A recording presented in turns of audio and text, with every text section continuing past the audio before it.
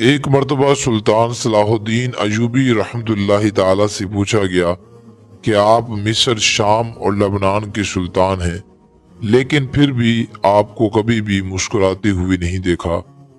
تو انہوں نے جواب دیا کہ میں کیسے مسکراؤں جب کہ بیت المقدس عیسائیوں کے قبضے میں ہے۔ نجومیوں نے ایک جنگ سے قبل انہیں بتایا کہ اگر آپ نے بیت المقدس کی طرف پیش قدمی کی تو ایک آنکھ آپ کی ضائع ہو سکتی ہے۔ صلاح الدین ایوبی رحمت اللہ تعالی نے جواب دیا، تم میری ایک آنکھ کی بات کرتے ہو، میں اللہ کی قسم کھا کر کہتا ہوں کہ میں بیت المقدس کی طرف پیش قدمی کروں گا، پھر بے شک مجھے بیت المقدس میں اندھا ہو کر ہی کیوں نہ داخل ہونا پڑے۔ اور تاریخ گواہ ہے کہ یروشلم نے 28 برس تک ایک ایسے انسان کا انتظار کیا تھا جو آ کر اس شہر کو ظلم سے نجات دلوا کر دوبارہ وہاں اللہ اکبر کی گونج پیدا کرے گا۔ 28 رجب کو سلطان صلاح الدین ایوبی رحمت اللہ تعالی نے یروشلم میں قدم رکھا اور اسے فتح کیا، اور انگلستان سے بادشاہ ریچرڈ اور فرانس سے شہنشاہ فلپ نے مجموعی طور پر 6 لاکھ کا لشکر اکٹھا کیا تھا سلطان کو شکست دینے کے لیے۔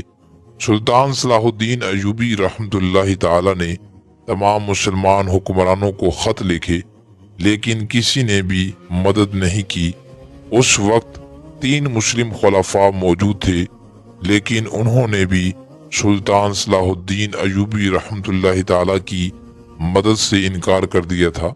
سلطان صلاح الدین ایوبی رحمت اللہ تعالی عالم اسلام کی اس حالت پر روتے تھے، اور آج تاریخ کو یاد نہیں کہ وہ 3 خلفاء کون تھے، کسی کو ان کے نام بھی یاد نہیں۔ 2 سال تک عیسائیوں کا یہ گہراؤ قائم رہا، اور انہوں نے اس طرح اپنی بیس کو بدلا ہوا تھا کہ صلاح الدین ایوبی رحمت اللہ تعالی ان پر حملہ کرنے میں ناکام رہتے تھے۔ یہ وہ دن تھے جب صلاح الدین ایوبی رحمت اللہ تعالی کو لوگوں نے ایسے دیکھا جیسے وہ ایک ماں ہوں اور ان کا بچہ گم ہو گیا ہو۔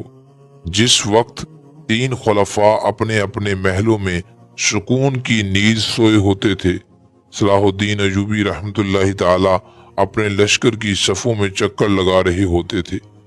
جب یہ خلفاء مزیدار پکوان سے اپنے پیٹ کی آگ بجھا رہے ہوتے تھے، اسلام کا یہ مرد مجاہد، یہ عظیم سپہ سالار ایک عام سے خیمے میں ہی وہی کھانا کھا رہا ہوتا تھا جو ایک عام فوجی کو ملتا تھا۔ اور پھر سلطان صلاح الدین ایوبی رحمت اللہ تعالی نے ایک دن یروشلم اور قبلہ اول کو آزاد کروا کر مسلمانوں کی حکومت قائم کر دی۔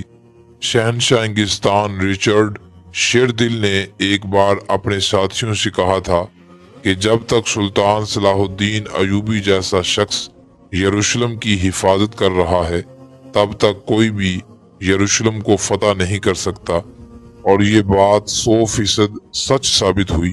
سلطان صلاح الدین ایوبی رحمت اللہ تعالی کی قبر انور پر لکھا ہے کہ اے اللہ، اس شخص کی آخری فتح کے طور پر اس کے لیے اپنی جنت کے دروازے کھول دے۔